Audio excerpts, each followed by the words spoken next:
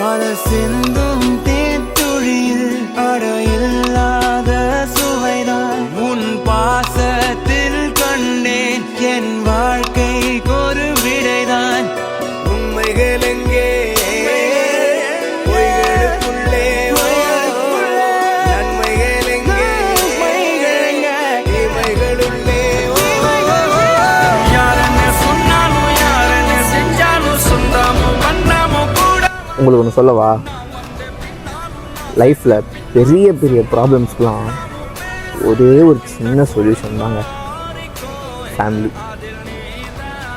உங்கள்கிட்டே தான் இருக்குது, நம்ம தான் அதை யாரும் எடுத்துக்கிறது இல்லை.